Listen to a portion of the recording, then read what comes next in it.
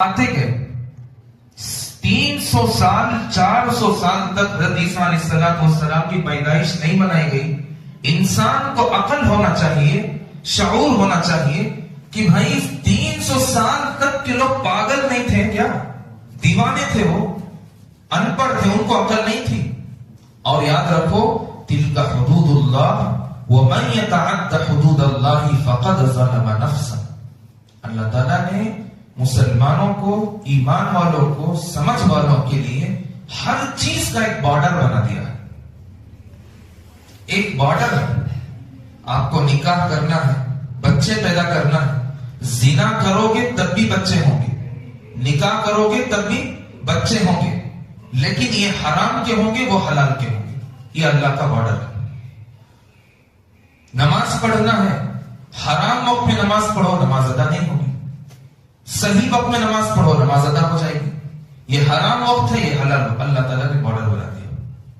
گوشت کھانا ہے، جانور ذبح کرنا ہے، اللہ کا نام لیے بغیر غیر اللہ کے ناموں سے ذبح کرو، بارڈر کراس ہو گیا.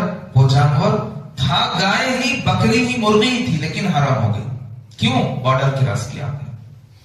اور جو آدمی بارڈر کراس کرتا ہے وَمَن يَتَعَدَّ حُدُودَ اللَّهِ فَقَدْ ظَلَمَ نَفْسَهُ، اس نے اپنے آپ پر ظلم کیا ہے. اللہ پر اس کا کوئی اثر نہیں پڑتا ہے. اللہ بے نیاز ہے، اللہ کسی کا محتاج نہیں ہے. انسان محتاج ہے.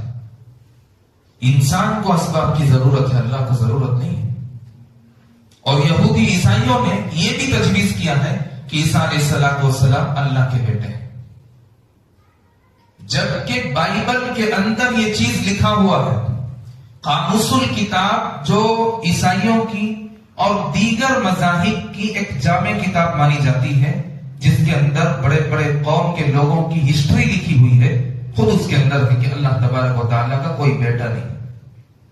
اور مسلمان تو بہت غریب ہے اس کے، لم یلد ولم یولد. اللہ کا نہ کوئی بیٹا ہے، نہ اللہ کسی سے پیدا ہوا ہے. خالق اس کو کہتے ہیں جو کسی کا محتاج نہ ہو. اللہ تبارک و تعالیٰ نے حضرت عیسیٰ علیہ السلام کو بغیر باپ کے پیدا کیا.